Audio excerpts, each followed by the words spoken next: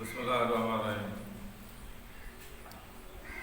आसान जेका आहे तव्हांखे फार्मूलो ॾिसां थो पियो जेकॾहिं तव्हां मोहबत ऐं अदावत खे ॾिसणु चाहियो था पिया त जेकॾहिं तव्हांखे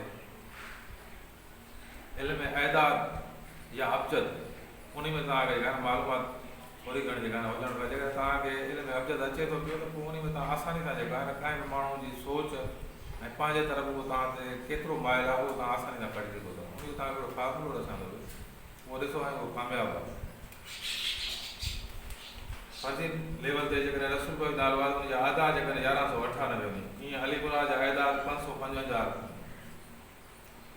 एकाई अदद जेके आहिनि उहे पाण में वठणा आहिनि। जेकॾहिं एकाई अदद हेॾे 8 त हेॾे 5 खे जुमिले कंदासीं त इहे थींदा 13। 13 जो मक़सदु आहे इन माण्हू जो जेको एको जेको अदद हूंदो उहो 21 में ईंदो त हुनजो पाण में जेका आहे न रुपए मो चाराना जेकॾहिं 3 5 7 9 अचे थो। जेकॾहिं 3 अचे थो त उहे माण्हू जेकॾहिं बेड़दाब सां त पाण में ठही वेंदा। जेकॾहिं वरी 5 अचे थो त उहो माण्हू 72 तरीक़े सां ठही सघनि था पिया। जेकॾहिं 7 अचे थो त उहो उन खां अञा 72 तरीक़े सां जेका ठही सघनि था पिया।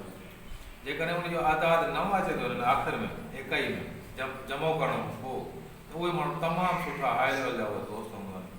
पर जेकॾहिं ॿधी में हुनजो आदाद ईंदो त उहे पाण में कॾहिं बि हुनजी दोस्ती न थींदी।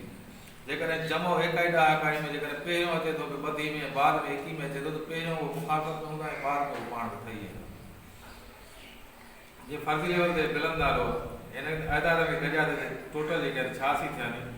पहिरियों 14 आदाद आयो आहे। जेकॾहिं हिन चइनि खे चइनि हिक खे गॾींदासीं त 5 आदाद ईंदा। हुनजो मक़सदु आहे त इहे सुठा जेके आहिनि पाण में हिनजी माना अंडरस्टैंडिंग थी सघे थी पई।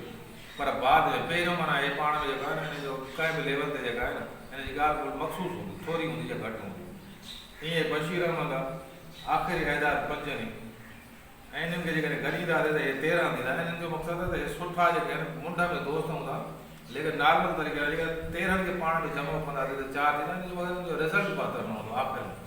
ठीकु आहे, जेकॾहिं सम्झ में अचे थो त ठीकु आहे, जेकॾहिं न त उहो तो जो नसीब ॿुधायो।